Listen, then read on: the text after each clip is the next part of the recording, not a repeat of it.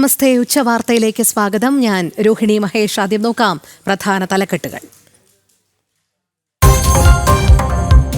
ദുരന്തഭൂമി സന്ദർശിച്ച പ്രധാനമന്ത്രി നരേന്ദ്രമോദി. സിവിൽ ആശുപത്രിയിൽ ചികിത്സയിലുള്ളവരെ നേരിൽ കണ്ടു. വിശ്വാസ് കുമാർ രമേശുമായി സംസാരിച്ചു. അഹമ്മദാബാദിൽ മോദിയുടെ നേതൃത്വത്തിൽ അടിയന്തര യോഗം.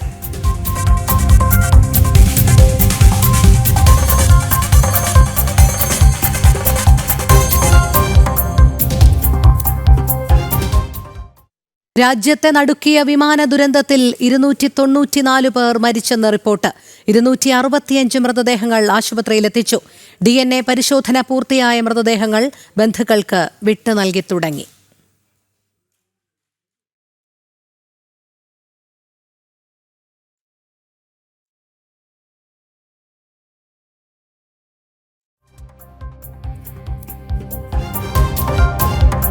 എയർ ഇന്ത്യ വിമാനത്തിന് ബോംബ് ഭീഷണി. ഫുക്കറ്റ് വിമാനത്താവളത്തിൽ അടിയന്തര ലാൻഡിംഗ്. തായ്ലൻഡ് ഡൽഹി വിമാനം തകർക്കുമെന്ന് മുന്നറിയിപ്പ്. 156 യാത്രക്കാരും സുരക്ഷിതർ.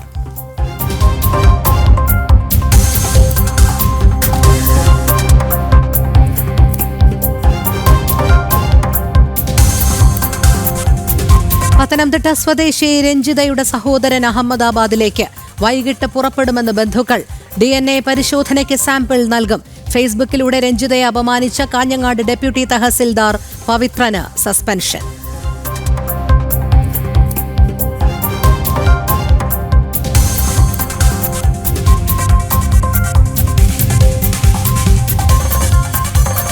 ഇറാന് കനത്ത പ്രഹരം. തിരിച്ചടിച്ച ഇസ്രായേൽ. ടെഹ്റാനിൽ യുദ്ധവിമാനങ്ങൾ ബോംബിട്ടു. ഇറാൻ സംയുക്ത സൈനിക മേധാവിയെ വധിച്ചു.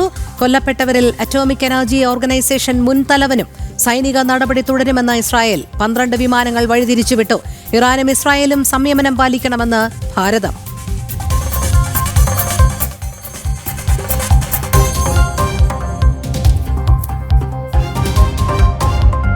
ഇറാൻ ഇസ്രായേൽ സംഘർഷ സാഹചര്യത്തിൽ സ്വർണത്തിനും ഇന്ധനത്തിനും വില കൂടുന്നു. സ്വർണത്തിന് 195 രൂപ കൂടി. രാജ്യാന്തര വിപണിയിൽ ഇന്ധന വില കുതിച്ചുയരുന്നു.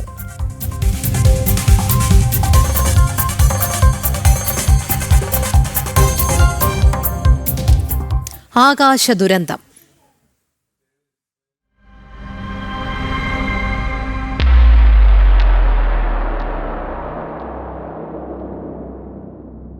അഹമ്മദാബാദിൽ വിമാനാപകടം നടന്ന സ്ഥലവും പരിക്കേറ്റവരെയും പ്രധാനമന്ത്രി നരേന്ദ്രമോദി സന്ദർശിച്ചു. സ്ഥിതിഗതികൾ വിലയിരുത്തിയ പ്രധാനമന്ത്രി പരിക്കേറ്റവർക്ക് മികച്ച ചികിത്സ ഉറപ്പാക്കണം എന്ന നിർദ്ദേശം നൽകി. അതേസമയം അപകടത്തിൽ മരിച്ചവരുടെ മൃതദേഹങ്ങൾ ബന്ധുക്കൾക്ക് വിട്ടു നൽകി തുടങ്ങി. മലയാളി രഞ്ജിതയുടെ ബന്ധുക്കൾ ഇന്ന് രാത്രിയോടെ അഹമ്മദാബാദിലെത്തും. ജിഷ്ണു കൃഷ്ണൻ തയ്യാറാക്കിയ റിപ്പോർട്ടിലേക്ക്. നമ്മളിപ്പോഴുള്ളത് ഇന്നലെ അഹമ്മദാബാദിൽ വിമാന അപകടം നടന്നിട്ടുള്ള മേഖലയിലാണ്. അവിടെ ഈ കെട്ടിടത്തിന് മുകളിലേക്കാണ് അഹമ്മദാബാദിൽ നിന്ന് ലണ്ടനിലേക്ക് പറന്നുയർന്ന എയർ ഇന്ത്യയുടെ ബോയിങ് വിമാനം തകർന്നു വീണിട്ടുള്ളത്. നിലവിൽ ലഭ്യമാകുന്ന വിവരപ്രകാരം ഏകദേശം 290 മുകളിൽ മരണം അനൗദ്യോഗികമായി സ്ഥിരീകരിച്ചിട്ടുണ്ട്. കൂടാതെ 60-ലധികം ആളുകൾക്ക് പരിക്കേറ്റിട്ടുണ്ട്. 20-ലധികം പേരുടെ നില അതീവ ഗുരുതരമാണ്. പ്രധാനമന്ത്രി നരേന്ദ്രമോദി ഇവിടെ ഈ ദുരന്തം നടന്ന സ്ഥലത്തും ഒപ്പം ആശുപത്രിയിലും നേരിട്ട് സന്ദർശിച്ചുകൊണ്ട് സ്ഥിതിഗതികൾ വിലയിരുത്തി. അദ്ദേഹം നൽകിയിട്ടുള്ള ഏറ്റവും പ്രധാനപ്പെട്ട നിർദ്ദേശം പരിക്കേറ്റവർക്ക് മികച്ച ചികിത്സ ഉറപ്പാക്കണം, അതിൽ യാതൊരു തരത്തിലുമുള്ള വിട്ടുവീഴ്ചയുണ്ടാകരുത് എന്ന നിർദ്ദേശമാണ് പ്രധാനമന്ത്രി നരേന്ദ്രമോദി നൽകിയിട്ടുള്ളത്. ഇന്നലെ മുതൽ കേന്ദ്ര ആഭ്യന്തരമന്ത്രി അമിത്ഷായും കൂടാതെ വ്യോമയാന മന്ത്രിയും സംഭവ സ്ഥലത്തെത്തിക്കൊണ്ട് സ്ഥിതിഗതികൾ പരിശോധിക്കുകയും ആശുപത്രിയിലും ദുരന്ത സ്ഥലത്തും നേരിട്ട് സ്ഥിതിഗതികൾ വിലയിരുത്തിയിരുന്നു. വ്യോമയാന മന്ത്രാലയത്തിന്റെ വിദഗ്ധ സംഘം പരിശോധന നടത്തുകയാണ്. ഫോറൻസിക് വിഭാഗവും NSG സംഘവും പരിശോധന നടത്തി ഈ മേഖലയിൽ നിന്ന് മടങ്ങിയിട്ടുണ്ട്. ഏകദേശം 5 മണിക്കൂർ നീണ്ടുവന്ന പരിശോധനയാണ് ഫോറൻസിക് വിഭാഗം നടത്തിയിട്ടുള്ളത്. നിലവിൽ ദേശീയ ദുരന്ത നിവാരണ സേനയുടെ അംഗങ്ങളാണ് അവസാനവട്ട പരിശോധനയും ഈ വിമാനങ്ങളുടെ അവശിഷ്ടങ്ങൾ നീക്കുന്ന പ്രവർത്തനവും ഈ അപകടം നടന്ന മേഖലയിൽ നടത്തുന്നത്. ഇപ്പോൾ നമ്മോടൊപ്പം ഈ അഹമ്മദാബാദിൽ മലയാളികളായിട്ടുള്ള ചില ആളുകൾ, ഇന്നലെ ഈ അപകടം നടന്നത് മുതൽ ഈ മേഖലയിലുള്ള ആളുകൾ ചേരുന്നുണ്ട്. ചേട്ടാ നമസ്കാരം. പേര്? എൻ്റെ പേര് ഗിരീശൻ. അഹമ്മദാബാദ് കേരള സമാജത്തിൻ്റെ പ്രസിഡന്റാണ്. എങ്ങനെയാണ് ഇന്നലെ ഈ ഒരു അപകടം നടന്നവിടെ ഇങ്ങോട്ടേക്ക് എത്തിയിരുന്നു? എങ്ങനെയായിരുന്നു ഈ മേഖലയിലെ രക്ഷാപ്രവർത്തനങ്ങളെല്ലാം പുരോഗമിച്ചത്? അപകടം നടന്ന് അറിഞ്ഞ ഉടൻ തന്നെ ഞങ്ങൾ ഇവിടെ ഈ ഇവിടെ എത്തിച്ചേർന്നിട്ടുണ്ട്. എത്തിത്തേരാൻ കുറച്ചൊരു വിഷമമുണ്ടായി. കാരണം പോലീസുകാർ 1 കിലോമീറ്റർ ചുറ്റളവിലുള്ള റോഡുകളെല്ലാം ബ്ലോക്ക് ചെയ്തിരിക്കുമായിരുന്നു. എങ്കിലും കേരള സമാജത്തിൻ്റെ പ്രവർത്തകർ ആണെന്ന് പറഞ്ഞു കഴിഞ്ഞപ്പോൾ അവർ കയറ്റിവിട്ടു. എത്രയും പെട്ടെന്ന് തന്നെ വരാനുള്ള താല്പര്യം കാണിച്ചത് ഞങ്ങൾ മെയിനായിട്ടും ഇവിടെ നമ്മുടെ നാട്ടിൽ നിന്ന് വന്നിട്ടുള്ള മലയാളികൾ സ്റ്റുഡൻസ്, മലയാളികൾ ഡോക്ടേഴ്സ് ഉണ്ട്. അപ്പോൾ അവരുടെയൊക്കെ കാര്യങ്ങളിൽ ഞങ്ങൾക്ക് വളരെയധികം ആകാംക്ഷയുണ്ടായിരുന്നു. അപ്പോൾ അവരിൽ ഇവിടെ വന്നു കഴിഞ്ഞു. ഞങ്ങൾ അവരുടെ നമ്പറുകളിലെല്ലാം ഞങ്ങൾ ബന്ധപ്പെട്ട് കഴിഞ്ഞപ്പോൾ അവരെല്ലാവരും സുരക്ഷിതരാണ്. മലയാളികൾക്ക് ആർക്കും തന്നെ ഒരു അപകടവും സംഭവിച്ചിട്ടില്ല. അവരെല്ലാവരും ഹോസ്പിറ്റലിലെ ഡ്യൂട്ടിയിലാണെന്ന് ഇന്ന് രാവിലെയും കൂടി പലരുമായിട്ട് സംസാരിച്ചു. മലയാളികൾക്ക് ആർക്കും തന്നെ ഒന്നും സംഭവിച്ചിട്ടില്ല. പിന്നെ മറ്റൊന്ന് നമ്മളുടെ അറിയാൻ കഴിഞ്ഞത്, ഈ ഫ്ലൈറ്റിൽ നമ്മുടെ കേരളത്തിൽ നിന്നുള്ള രഞ്ജിത നായർ, ആ പേര് കേട്ട് ഫ്ലൈറ്റിലെ ലിസ്റ്റ് കംപ്ലീറ്റ് പാസഞ്ചേഴ്സിൻ്റെ ലിസ്റ്റ് കണ്ട ഉടനെ അത് ചെക്ക് ചെയ്ത് കഴിഞ്ഞപ്പോൾ തന്നെ ഞങ്ങൾ ഹോസ്പിറ്റലിൽ വന്നു കഴിഞ്ഞു. ഇവിടെ കഴിച്ചു കഴിഞ്ഞപ്പോഴാണ് അറിഞ്ഞത് ഫ്ലൈറ്റിലുള്ള കംപ്ലീറ്റ് ആൾക്കാരും എക്സ്പയർഡ് ആയിട്ടുണ്ടെന്ന് അറിഞ്ഞു. എങ്ങനെയാണ് ഈ രഞ്ജിതയുടെ മൃതദേഹം വിട്ടുകിട്ടുന്നതിന് അവരുടെ ബന്ധുക്കളായി സംസാരിച്ചിരുന്നു? അവർ ഇങ്ങോട്ട് അഹമ്മദാബാദിലേക്കുള്ള യാത്രയിലാണെന്നാണ് മനസ്സിലാക്കുന്നത്. ഇന്നലെ ഞാനൊരു രാത്രി 10 മണി വരെ ഈ ഹോസ്പിറ്റലിൽ തന്നെ ഉണ്ടായിരുന്നു. അപ്പോൾ ഈ പോസ്റ്റ്മോർട്ടം റൂമിൻ്റെ തൊട്ട് മുൻപിൽ തന്നെ ഒരു കൗണ്ടർ സെറ്റ് ചെയ്തിട്ടുണ്ട്. പിന്നെ ഈ സംഭവം അറിഞ്ഞ ഉടൻ തന്നെ ഗവൺമെൻറ്റിൻ്റെ ഭാഗത്തു നിന്നുള്ള എല്ലാ സപ്പോർട്ടുകളും ഇവിടെ രക്ഷാപ്രവർത്തനങ്ങൾക്കൊന്നും യാതൊരു കുറവുമില്ല. പോലീസുകാരായാലും ശരി, മറ്റുള്ള ഗവൺമെൻറ് തലത്തിലുള്ള ആൾക്കാരെല്ലാവരും ഉണ്ട്. ഇന്നലെ രാത്രി ഗുജറാത്തിലെ ചീഫ് മിനിസ്റ്റർ ഭൂപേന്ദ്ര പട്ടേൽ, അതുപോലെ തന്നെ ഹോം മിനിസ്റ്റർ അമിത്ഷാ, അവർ രണ്ടുപേരും ഇന്നലെ രാത്രി ഇവിടെ വന്നിട്ടുണ്ടായിരുന്നു. എല്ലാ കാര്യങ്ങളും നിരീക്ഷിച്ചിട്ടാണ് പോയത്. ഇന്ന് പ്രൈം മിനിസ്റ്റർ വന്നു. ഈ സംഭവം നടന്ന സ്ഥലവും അതുപോലെ തന്നെ ഹോസ്പിറ്റലും സന്ദർശിച്ചിട്ടാണ് പോയിരിക്കുന്നത്. അപ്പം ഈ അപകടത്തിൽ ഹോസ്പിറ്റലിലെ ചികിത്സയിലുള്ള ആൾക്കാരുടെ കാര്യങ്ങളും അതുപോലെ തന്നെ മരണമടഞ്ഞവരുടെ ബോഡി വിട്ടുകൊടുക്കുന്ന കാര്യത്തിൽ എല്ലാവർക്കും എത്രയും പെട്ടെന്ന് തന്നെ വേണ്ട നടപടികൾ സ്വീകരിക്കണം എന്നുള്ള ഒരു നിർദ്ദേശങ്ങളൊക്കെ കൊടുത്തിട്ടാണ് പോയിരിക്കുന്നത്. Thank you so much. പ്രധാനമന്ത്രി നരേന്ദ്രമോദി ഒപ്പം കേന്ദ്ര സർക്കാരുമായി ബന്ധപ്പെട്ട വൃത്തങ്ങളും വിശദമായിട്ടുള്ള പരിശോധന ഈ ഒരു അപകടവുമായി ബന്ധപ്പെട്ട് ഇതിനോടകം തന്നെ നടത്തിയിട്ടുണ്ട്. ഒപ്പം കൃത്യമായിട്ടുള്ള അന്വേഷണം ഈ അപകടം നടന്നിട്ടുള്ള മേഖലയിലും, ഒപ്പം എങ്ങനെയാണ് എയർ ഇന്ത്യയുടെ ഈ ബോയിങ് വിമാനം അപകടത്തിൽപ്പെട്ടത് എന്നത് സംബന്ധിച്ച് കൃത്യമായിട്ടുള്ള അന്വേഷണവും പുരോഗമിക്കുകയാണ്. അത് വ്യോമയാന മന്ത്രാലയത്തിൻ്റെ വിദഗ്ധ സംഘവും ഒപ്പം എയർക്രാഫ്റ്റ് ആക്സിഡൻറ്റ് ഇൻവെസ്റ്റിഗേഷൻ വിഭാഗത്തിൻ്റെയുമാണ് അന്വേഷണം പുരോഗമിച്ചുകൊണ്ടിരിക്കുന്നത്. കൂടാതെ എയർ ഇന്ത്യയുടെ CEO സംഭവസ്ഥലത്ത് നേരിട്ടെത്തി സ്ഥിതിഗതികൾ വിലയിരുത്തിയിരുന്നു. അത്തരത്തിൽ വളരെ വിശദമായിട്ടുള്ള അന്വേഷണം നടക്കുന്നു. പറന്നുയർന്ന് 3-4 മിനിറ്റുകൾക്കുള്ളിലാണ് ഈ വിമാനം നിയന്ത്രണം വിട്ടുകൊണ്ട് അസ്വാഭാവികമായി താഴേക്ക് പതിച്ചുകൊണ്ട് ഈ BJ മെഡിക്കൽ കോളേജ് ആശുപത്രിയുടെ ഹോസ്റ്റൽ ഉൾപ്പെടെ നിലകൊള്ളുന്ന ഈ പ്രദേശത്തേക്ക് തകർന്നു വീണത്. ഈ വിമാനം വീഴുന്നതിൻ്റെ ദൃശ്യങ്ങൾ നമുക്ക് മുൻപിലുണ്ട്. ആ വിമാനം വീഴുകയും 1 സെക്കൻഡുള്ളിൽ തന്നെ ആ വിമാനം പൂർണ്ണമായും കത്തിയെരിയുന്നതും നമ്മൾ കണ്ടിട്ടുള്ളതാണ്. 1.5 ലക്ഷത്തിലധികം വിമാന ഇന്ധനമാണ് അതിലുണ്ടായിരുന്നത്. അതുകൊണ്ട് തന്നെയാണ് അത്രയും വലിയൊരു ആഘാതം ഈ ഒരു അപകടത്തിന് ഉണ്ടാക്കിയിട്ടുള്ളത്. വിമാനത്തിൽ നിന്ന് ഒരാൾ മാത്രമാണ് ജീവനോടെ രക്ഷപ്പെട്ടിട്ടുള്ളത്. അതും എമർജൻസി എക്സിറ്റ് സീറ്റിന് സമീപം ഇരുന്നിരുന്ന ആൾക്ക് മാത്രമാണ് അത്ഭുതകരമായി ഈ അപകടത്തിൽ നിന്ന് രക്ഷപ്പെടാൻ സാധിച്ചിട്ടുള്ളത്. 60-ലധികം പേർ ഇപ്പോൾ പരിക്കേറ്റ് ചികിത്സയിലുണ്ട്. അതിൽ 20-ലധികം പേരുടെ നില അതീവ ഗുരുതരമാണ്. അവർക്ക് മികച്ച ചികിത്സ ഉറപ്പാക്കണമെന്ന നിർദ്ദേശമാണ് ദുരന്ത ഭൂമിയിലെത്തിയിട്ടുള്ള പ്രധാനമന്ത്രി നരേന്ദ്രമോദി നടത്തിയിട്ടുള്ളത്.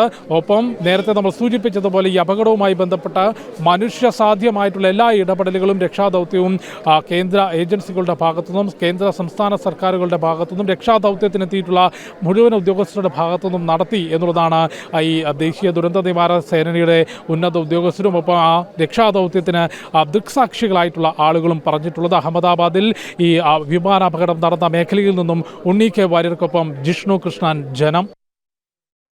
അഹമ്മദാബാദ് ആകാശ ദുരന്തത്തിൽ മരണപ്പെട്ട രഞ്ജിതയെ അപമാനിച്ച ഡെപ്യൂട്ടി തഹസിൽദാർക്ക് സസ്പെൻഷൻ. ഡെപ്യൂട്ടി തഹസിൽദാർ പവിത്രനെയാണ് സസ്പെൻഡ് ചെയ്തത്. ഫേസ്ബുക്ക് പോസ്റ്റിലൂടെയാണ് മരിച്ച രഞ്ജിതയെ അപമാനിച്ചത്. അസഭ്യം നിറഞ്ഞ രീതിയിലായിരുന്നു തഹസിൽദാരുടെ പരാമർശം. വിമാന അപകടത്തിൽ മരിച്ച രഞ്ജിതയുടെ അനുശോചന പോസ്റ്റിനു താഴെയാണ് ഡെപ്യൂട്ടി തഹസിൽദാർ അശ്ലീല കമന്റ് ഇട്ടത്. കൂടുതൽ വിവരങ്ങളുമായി കോഴിക്കോട് നിന്നും അനഘ ഹർഷൻ ചേരുന്നു.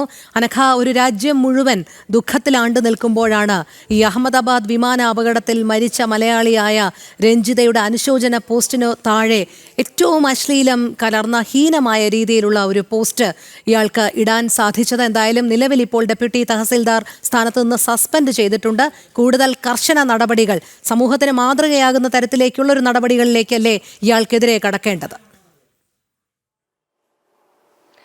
രോഹിണി, തീർച്ചയായും. അതായത് ഇന്ന് രാവിലെയാണ് ഈ ഡെപ്യൂട്ടി തഹസിൽദാരായിട്ടുള്ള പവിത്രൻ ഈ വിമാനാപകടത്തിൽ മരിച്ച രഞ്ജിതയ്ക്ക് അനുശോചനം രേഖപ്പെടുത്തിക്കൊണ്ട് ഫേസ്ബുക്കിൽ ഒരു അനുശോചന കുറിപ്പുണ്ടായിരുന്നു. ഈ കുറിപ്പിന് താഴെ വന്നിട്ടാണ് ഈ പവിത്രൻ എന്ന് പറയുന്ന ഡെപ്യൂട്ടി തഹസിൽദാർ ഒരു കമന്റ് ഇട്ടത്. ഈ കമന്റ് ഈ രഞ്ജിതയെയും കുടുംബത്തെയും ഒന്നടങ്കം അധിക്ഷേപിക്കുന്ന കമന്റാണ്, സ്ത്രീത്വത്തെ അധിക്ഷേപിക്കുന്ന കമന്റാണ്. മാത്രമല്ല ഒന്നടങ്കം അശ്ലീല ചുവയോടെയുള്ള കമന്റ് കൂടിയായിരുന്നു ഈ ഡെപ്യൂട്ടി തഹസിൽദാർ പവിത്രൻ ആ അനുശോചന കുറിപ്പിന് താഴെ ഇട്ടിരുന്നത്. ഇത് വലിയ വിവാദവും ചർച്ചയും ഒക്കെ തന്നെ ആയിരുന്നു. വലിയ പ്രതിഷേധമാണ് ഈ സംഭവവുമായി ബന്ധപ്പെട്ട് ഉയർന്നത്. മാത്രമല്ല ഈ മുഖ്യമന്ത്രിക്ക് പരാതി പോകുന്ന രീതിയിലൊക്കെ കാര്യങ്ങൾ പോയിരുന്നു. അതിനുശേഷമാണ് ഇപ്പോൾ ഏറ്റവും ഒടുവിൽ റവന്യൂ വകുപ്പ് കൃത്യമായി നടപടിയെടുത്തിരിക്കുന്നത്. അതായത് ഉടനടി തന്നെ അടിയന്തരമായി തന്നെ ഈ ഇരിക്കുന്ന സ്ഥാനത്ത് നിന്ന് ഉദ്യോഗസ്ഥനെ മാറ്റിക്കൊണ്ടാണ് ഇപ്പോൾ റവന്യൂ വകുപ്പ് ഉത്തരവിറക്കിയിരിക്കുന്നത്. ഇപ്പോൾ സസ്പെൻഷനാണ് നൽകിയിരിക്കുന്നത്. കൃത്യമായി കേസ് നടപടികളിലേക്ക് പോകും. അതായത് ക്രിമിനൽ നടപടി കൂടി ഈ ഉദ്യോഗസ്ഥനെതിരെ ഉണ്ടാകുമെന്ന് കൂടിയാണ് ഇപ്പോൾ അധികൃതരുടെ ഭാഗത്ത് നിന്ന് പുറത്തു വരുന്നത്. അതായത് കേസ് അടക്കമുള്ള നടപടിയിലേക്ക് കടക്കും എന്നുകൂടിയാണ് ഏറ്റവും ഒടുവിൽ നമുക്ക് അറിയാൻ സാധിച്ചിരിക്കുന്നത്. എന്തായാലും എത്ര അശ്ലീലപരമായ കമന്റാണ് ഇദ്ദേഹം അതിലിട്ടിരിക്കുന്നത്. മാത്രമല്ല അദ്ദേഹം ഏതെങ്കിലും ഒരു സാധാരണക്കാരനല്ല, കൃത്യമായ ഒരു പൊസിഷനിൽ ഇരിക്കുന്ന ആളാണ്. ഡെപ്യൂട്ടി തഹസിൽദാരാണ്. കാസർഗോഡ് വെള്ളരിക്കുണ്ടിലെ ഡെപ്യൂട്ടി തഹസിൽദാരാണ്. അദ്ദേഹത്തിന്റെ ഭാഗത്ത് നിന്നാണ് ഇത്തരത്തിൽ സ്ത്രീത്വത്തെ അപമാനിക്കുന്ന രീതിയിൽ അശ്ലീല ചുവയോടെയുള്ള ഇത്തരം പരാമർശങ്ങൾ ഉണ്ടായിരിക്കുന്നത്. അതും ഇത്തരത്തിലൊരു ദുരന്തമുഖത്ത് നിൽക്കുന്ന സമയത്ത് ആ ദുരന്തത്തിൽ മരണമടഞ്ഞ ഒരു സ്ത്രീയെ കുറിച്ചാണ് ഒരു കരുണയുമില്ലാതെ നിഷ്കരുണം ഈ രീതിയിൽ ഒരു കമന്റ് ഇട്ടിരിക്കുന്നത്. വലിയ ചർച്ച ഇപ്പോഴും ഇതിനെതിരെ സമൂഹത്തിൽ വലിയ രീതിയിൽ ചർച്ച ഉയരുന്നുണ്ട്. മറ്റൊന്ന്, ഈ ഉദ്യോഗസ്ഥൻ അത്ര നല്ല രീതിയിലുള്ള ട്രാക്ക് റെക്കോർഡുള്ള ഒരു ഉദ്യോഗസ്ഥനല്ല. മുൻപും ഇത്തരത്തിൽ അന്ന് റവന്യൂ മന്ത്രിയായിരുന്ന ഈ ചന്ദ്രശേഖരനെതിരെ ജാതി അധിക്ഷേപം നടത്തിയതിന്റെ പേരിൽ 6 മാസം സസ്പെൻഷനിലായിരുന്നു. അതിനുശേഷം പിന്നീട് ജോലിയിൽ പ്രവേശിച്ചതിന് ശേഷമാണ് വീണ്ടും ഇത്തരത്തിൽ അശ്ലീല ചുവ കവർന്നിരിക്കുന്ന ഒരു ഫേസ്ബുക്ക് പോസ്റ്റുമായി അതേ ഉദ്യോഗസ്ഥൻ തന്നെ വീണ്ടും രംഗത്ത് വന്നിരിക്കുന്നത് എന്നതാണ്. എന്തായാലും ഒരു സസ്പെൻഷൻ മാത്രമല്ല, ഈ നിയമ നടപടി, അതായത് കർശനമായ കേസ് അടക്കമുള്ള കാര്യങ്ങളിലേക്ക് നീങ്ങണം എന്ന് തന്നെയാണ് ഉയരുന്നത്. എന്തായാലും ഈ സസ്പെൻഷന് പുറകെ ഇത്തരത്തിലൊരു നിയമ നടപടി കൂടി ഉണ്ടാകുമെന്നാണ് എന്തായാലും അറിയാൻ സാധിച്ചിരിക്കുന്നത്. ശരി, കോഴിക്കോട് നിന്ന് അനഘ ഹർഷനാണ് വിവരങ്ങൾ നൽകിയത്. ഇറാനെതിരെ ഇസ്രായേൽ ആക്രമണം നടത്തിയ സംഭവം ആഗോള സാമ്പത്തിക മേഖലയിലും പ്രത്യാഘാതങ്ങൾ സൃഷ്ടിച്ചു. ക്രൂഡ് ഓയിൽ വില വർദ്ധിച്ചതിന് പുറമെ സ്വർണത്തിനും വില കൂടി. അവശ്യവസ്തുക്കളുടെയും വില വർദ്ധിക്കാനുള്ള സാധ്യതയും സാമ്പത്തിക വിദഗ്ധർ ചൂണ്ടിക്കാണിക്കുന്നു. ഐസൺ ജോസ് ചേരുന്നു കൂടുതൽ വിവരങ്ങളുമായി. ഐസൺ, ഇറാനെതിരെ ഇസ്രായേൽ ആക്രമണം നടത്തിയ സംഭവം ആഗോള സാമ്പത്തിക മേഖലയിൽ വലിയ പ്രത്യാഘാതങ്ങൾക്ക് തന്നെയാണ് ഇടവരുത്തിയിരിക്കുന്നത്. ഏതെല്ലാം മേഖലയാണ് ഇത് ബാധിച്ചിരിക്കുന്നത്? രോഹിണി, തീർച്ചയായും ഇത് പ്രധാനമായും ബാധിക്കുന്നത് എണ്ണ ഉൽപ്പാദക മേഖലയെ തന്നെയാണ്. നമുക്കറിയാവുന്നതാണ്, എണ്ണ ഉൽപ്പാദക പ്രദേശങ്ങളാണ്, അതായത് ഇറാഖും ഈ ഇറാനും അതുപോലെ തന്നെ ആ പ്രദേശങ്ങളെല്ലാം തന്നെ പശ്ചിമേഷ്യൻ രാജ്യങ്ങളെല്ലാം തന്നെ എണ്ണ ഉൽപ്പാദനത്തിൽ മുന്നിട്ട് നിൽക്കുന്ന രാജ്യങ്ങളാണ്, വലിയ എണ്ണ സമ്പത്തുള്ള രാജ്യങ്ങളാണ്. ഈ പ്രദേശത്തുണ്ടാകുന്ന ഒരു അൺറസ്റ്റ് സ്വാഭാവികമായും എണ്ണ ഖനനത്തെയും എണ്ണയുടെ ട്രാൻസ്പോർട്ടിനെയും പല രീതിയിലുള്ള ട്രാൻസ്പോർട്ടുകൾ വളരെ കൃത്യമായി നടക്കേണ്ട ഒരു സാഹചര്യമുണ്ട്, ഒരു വസ്തുതയുണ്ട് ഈ എണ്ണ ഉൽപ്പാദനവും എണ്ണ വിതരണവുമായി ബന്ധപ്പെട്ട്. അത് പല രീതിയിൽ, അതായത് ഒരു കരമാർഗമുള്ള ട്രാൻസ്പോർട്ട് ആയിരിക്കാം, അതുപോലെ തന്നെ കടൽ മാർഗമുള്ള ട്രാൻസ്പോർട്ടുകളും ഉണ്ടായിരിക്കും.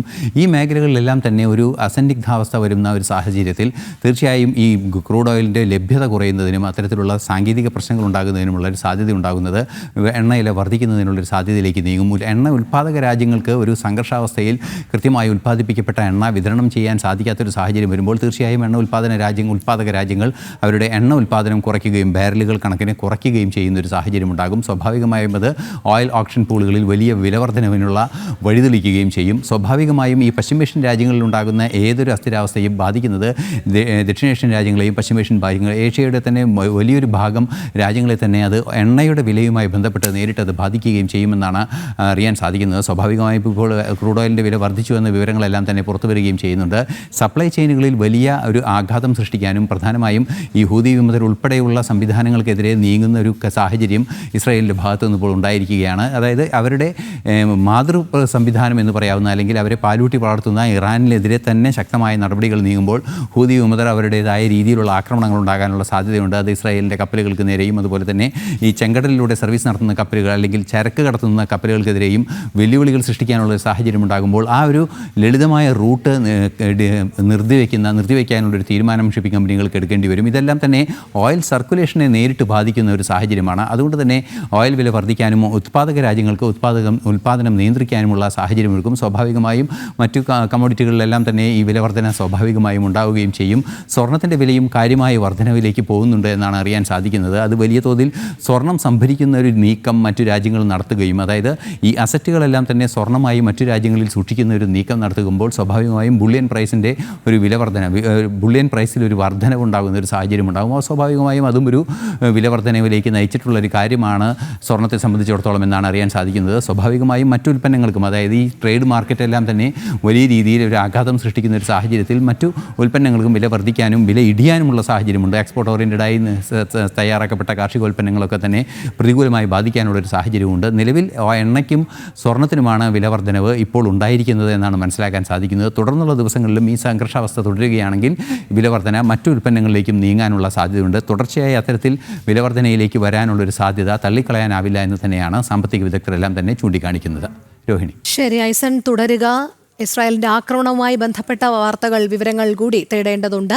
ഇറാൻ തലസ്ഥാനമായ ടെഹ്റാനിൽ കനത്ത ആക്രമണം നടത്തിയ ഇസ്രായേൽ ആണവ കേന്ദ്രങ്ങളെ കൃത്യമായി ലക്ഷ്യം വെച്ചതായി ഇസ്രായേൽ പ്രതിരോധ സേനാ വക്താവ് എഫി ഡെഫ്രിൻ പറഞ്ഞു. നാളിതുവരെയുള്ളതിൽ ഏറ്റവും വലിയ ആണവായുധ ശേഖരം തയ്യാറാക്കാനാണ് ഇറാൻ ശ്രമിച്ചതെന്നും പ്രതിരോധ സേനാ വക്താവ് പറഞ്ഞു.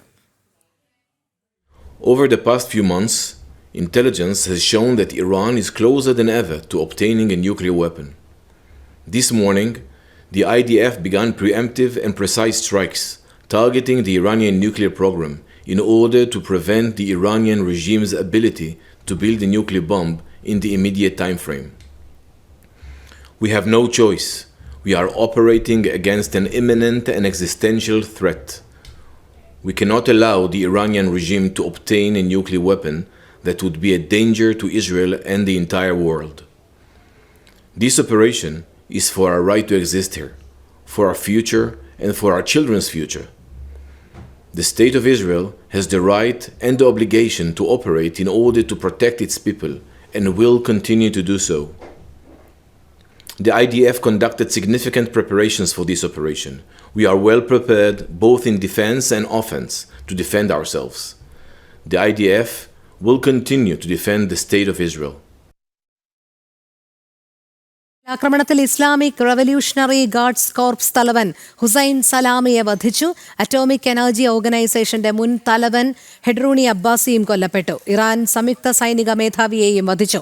ഇറാന്റെ ആണവ സമ്പുഷ്ടീകരണ പദ്ധതിയുടെ ഹൃദയ ഭാഗത്താണ് കനത്ത പ്രഹരമേറ്റത്. അത് എത്ര ദിവസം വേണമെങ്കിലും തുടരുമെന്നും ഇസ്രായേൽ പ്രധാനമന്ത്രി ബെഞ്ചമിൻ നെതന്യാഹു പറഞ്ഞു. Moments ago, Israel launched Operation Rising Lion, a targeted military operation to roll back the Iranian threat to Israel's very survival. This operation will continue for as many days as it takes to remove this threat. For decades, the tyrants of Tehran have brazenly, openly called for Israel's destruction. They've backed up their genocidal rhetoric with a program to develop nuclear weapons. In recent years, Iran has produced enough highly enriched uranium for 9 atom bombs. 9. In recent months, Iran has taken steps that it has never taken before, steps to weaponize this enriched uranium. And if not stopped, Iran could produce a nuclear weapon in a very short time. It could be a year, it could be within a few months, less than a year. Aison Jose ചേരുന്നു. ഐസൺ, ഇസ്രായേലിന്റെ ഭാഗത്തു നിന്നും ഒരു കനത്ത പ്രഹരം തന്നെയല്ലേ ഇറാന് നേരിടേണ്ടി വന്നത്? തീർച്ചയായും രോഹിണി, വൻ പ്രഹരം തന്നെയാണ് ഇസ്രായേലിൻ്റെ ഭാഗത്തു നിന്ന് ഇറാൻ ഇപ്പോൾ നേരിടേണ്ടി വന്നിരിക്കുന്നത്, അല്ലെങ്കിൽ വലിയ ആഘാതമാണ് ഏൽപ്പിച്ചിരിക്കുന്നത് എന്ന കാര്യത്തിൽ രണ്ടഭിപ്രായമില്ല. തീർച്ചയായും ശക്തമായൊരു സൈനിക നടപടി തന്നെ ഉണ്ടായിരിക്കുന്നു. ഇപ്പോൾ നമ്മൾ കേട്ട ബെഞ്ചമിൻ നെതന്യാഹുവിൻ്റെ വാക്കുകളിൽ നിന്നും ഏത് രീതിയിലാണ് അല്ലെങ്കിൽ എത്ര ആഴത്തിലും സമഗ്രവുമായാണ് ഇറാൻ ഈ ആണവ സമ്പുഷ്ടീകരണം നടത്തിയിരിക്കുന്നത്, ആണവായുധങ്ങളുടെ ശേഖരം തയ്യാറാക്കിയിരിക്കുന്നതെന്ന് അദ്ദേഹത്തിൻ്റെ വാക്കുകളിൽ തന്നെ വ്യക്തമാണ്. അദ്ദേഹം വളരെ ക്ലിയറായി പറഞ്ഞത്, ബെഞ്ചമിൻ നെതന്യാഹു കൃത്യമായി എണ്ണം തന്നെ വിളിച്ചു പറയുന്ന ഒരു സാഹചര്യമുണ്ടായിരുന്നു. നമുക്കറിയാം 9ഓളം ആറ്റം ബോംബുകൾ ഇപ്പോൾ തന്നെ നിർമ്മിച്ചു കഴിഞ്ഞു എന്നാണ് പറയുന്നത്. അത്തരത്തിൽ ഒരു ആറ്റം ബോംബിൻ്റെ ശേഷി എന്ന് പറയുമ്പോൾ വലിയ നാശനഷ്ടങ്ങളിലേക്ക് നീങ്ങാനുള്ളൊരു ശേഷിയുള്ള സംവിധാനമാണത്. ഒരു ആറ്റം ബോംബ് എന്ന് പറയുന്നത് നമുക്കറിയാവുന്നതാണ്. ഹിരോഷിമയിലും നാഗസാക്കിയിലുമൊക്കെ ഇട്ട അതിശക്തമായ ബോംബുകളുടെ ആ ഒരു പ്രത്യാഘാതങ്ങൾ ഇന്നും തീരാതെ, അതായത് രണ്ടാം ലോകമഹായുദ്ധ കാലത്ത് നടന്ന ബോംബുകളുടെ ആ ഒരു ആഘാതം അല്ലെങ്കിൽ ആക്രമണത്തിൻ്റെ ആഘാതം ഇന്നും തീരാതെ തുടരുന്ന ഒരു സാഹചര്യമുണ്ട്. അത്തരത്തിൽ വലിയ തോതിലുള്ള ആഘാതങ്ങൾ സൃഷ്ടിക്കാൻ ശേഷിയുള്ളതാണ് ഈ ആറ്റം ബോംബുകൾ. അത്തരത്തിൽ 9ഓളം ആറ്റം ബോംബുകൾ നിർമ്മിച്ചിരിക്കുന്നു എന്ന് പറയുമ്പോൾ അതിനർത്ഥം തന്നെ തീർച്ചയായും ഇസ്രായേലിനെ പൂർണ്ണമായും തച്ച് തകർക്കാൻ ശേഷിയുള്ള ആറ്റോമിക് വെപ്പണൈസ്ഡ് ആറ്റോമിക് ശേഷി ഇറാൻ കൈവരിച്ചിരിക്കുന്നു എന്നാണ്. ഇത് തന്നെയാണ് പെട്ടെന്നൊരു നടപടിയിലേക്ക് നീങ്ങാനൊരു കാരണമായത്. തീർച്ചയായും ഇത് തുടരുക തന്നെ ചെയ്യുമെന്ന് പ്രധാനമന്ത്രി പറയുന്നുണ്ട്. അതായത് ഇത്തരത്തിൽ ഇനിയും ഈ ആണവ സമ്പുഷ്ടീകരണം നടത്തി അത് വെപ്പണൈസ് ചെയ്യുന്നതിന്, ആയുധവൽക്കരിക്കുന്നതിനുള്ള നീക്കങ്ങൾ, ആയുധങ്ങളായി തങ്ങളുടെ ആണവശേഷികളെ, സമ്പത്തിനെ പ്രയോജനപ്പെടുത്താൻ ഇറാൻ നീങ്ങുന്ന സാഹചര്യമുണ്ടെങ്കിൽ ഇനിയും ആക്രമണം ശക്തമായി ഉണ്ടാവുമെന്ന് തന്നെയാണ് അറിയിച്ചിരിക്കുന്നത്. അതിന് കാരണം വളരെ വ്യക്തമായി അദ്ദേഹം പറയുന്നുണ്ട്. ഇറാൻ സ്വീകരിക്കുന്ന ഒരു നിലപാട് ഇസ്രായേലിന് അത്രയും റിസ്ക് ഉണ്ടാക്കുന്നതാണ്, അല്ലെങ്കിൽ അവരുടെ പ്രതിരോധ ശേഷി, അവരുടെ സുരക്ഷയെ ബാധിക്കുന്ന ഒരു വിഷയമാണ്. തങ്ങളുടെ രാജ്യത്തെ പ്രതിരോധിക്കാനുള്ള ഉത്തരവാദിത്തം തങ്ങൾക്കുണ്ട് എന്നും അത് കൃത്യമായി നടത്തുകയാണ് ചെയ്തത്. നിമിഷങ്ങൾക്ക് മുമ്പ്, അതായത് ഈ ആക്രമണം നടന്നതിന് നിമിഷങ്ങൾക്ക് ശേഷമാണ് അദ്ദേഹം ഈ പ്രഖ്യാപനം നടത്തിയത്. ഈ പ്രഖ്യാപനത്തിൽ അദ്ദേഹം ഉറച്ചു പറയുന്നത് ഇറാൻ തങ്ങൾക്ക് ഭീഷണിയാണ്, ആ ഭീഷണി തുടരുന്നൊരു സാഹചര്യമുണ്ട്, ആ ഭീഷണി തുടരുന്ന സാഹചര്യം തുടരുകയാണെങ്കിൽ കടുത്ത നടപടികൾ ഉണ്ടാവുക തന്നെ ചെയ്യുമെന്നും അറിയിക്കുന്നുണ്ട്. നേരത്തെ രോഹിണി സൂചിപ്പിച്ചതുപോലെ ഇസ്ലാമിക് റവല്യൂഷണറി ഗാർഡ് ഫോഴ്സിൻ്റെ മേധാവി മുതൽ അവരുടെ ആണവശേഷി സംവിധാനങ്ങളുടെ മേധാവിയും അതുപോലെ തന്നെ പ്രത്യേക അയത്തുള്ള അലി ഖമേനിയുടെ ഉപദേഷ്ടാവിനടക്കം ആക്രമണത്തിൽ ജീവൻ വെടിയേണ്ടി വന്നു, അല്ലെങ്കിൽ ജീവൻ നഷ്ടപ്പെട്ടു എന്ന വിവരങ്ങളെല്ലാം തന്നെ പുറത്തു വരുന്നുണ്ട്.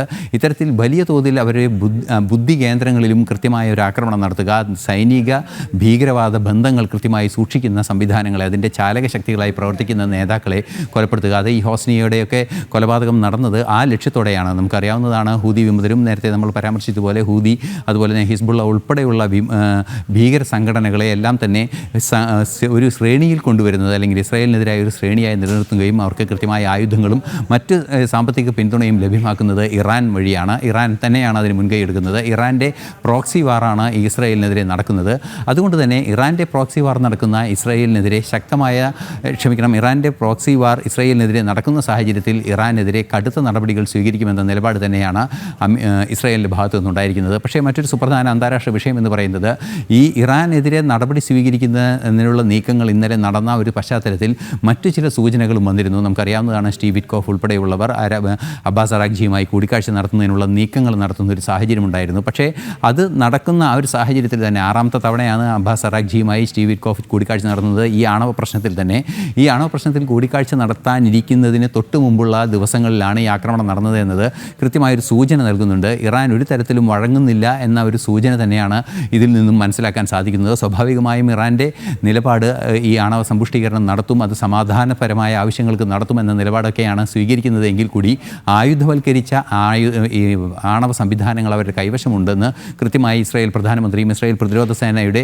വക്താവും പറയുന്ന ഒരു പശ്ചാത്തലം നിലനിൽക്കുമ്പോൾ കടുത്ത നടപടികൾ ഉണ്ടായതിൽ തെറ്റില്ല എന്നൊരു പരോക്ഷമായ പിന്തുണ അമേരിക്കയുടെ ഭാഗത്തു നിന്നുണ്ടായിട്ടുണ്ട് എന്ന് തന്നെയാണ് മനസ്സിലാക്കേണ്ടത്. പക്ഷേ പരസ്യമായി അമേരിക്ക അത് അംഗീകരിക്കുകയോ ഈ ആക്രമണത്തിൽ തങ്ങൾക്ക് പങ്കുണ്ടെന്ന് പ്രഖ്യാപിക്കുകയോ ഒന്നും തന്നെ ചെയ്തിട്ടില്ല. അതിനെ സാങ്കേതികമായി പിന്തുണയ്ക്കുന്നില്ല എന്ന നിലപാടാണ് അമേരിക്ക പറയുന്നത് എങ്കിൽ കൂടി 6ാം തവണ അമേരിക്കയുടെ പ്രസിഡന്റിൻ്റെ തന്നെ പ്രതിനിധി സ്റ്റീവ് വിറ്റ്കോഫ് ഈ അബ്ബാസ് അറാഖ്ജി, അതായത് ഇറാൻ്റെ വിദേശകാര്യമന്ത്രിയുമായി ചർച്ചകൾ നടത്താൻ, ഇതേ ആണവായുധ വിഷയത്തിൽ തന്നെ ചർച്ചകൾ നടത്താനിരിക്കുന്നതിന് നിമിഷങ്ങൾക്ക് മുമ്പ്, അല്ലെങ്കിൽ മണിക്കൂറുകൾക്ക് മുമ്പ് എന്ന് തന്നെ നമുക്ക് പറയാം. ഈ അടുത്ത ദിവസങ്ങളിൽ അതുണ്ടാകുമെന്നാണ് പ്രതീക്ഷിച്ചിരുന്നത്.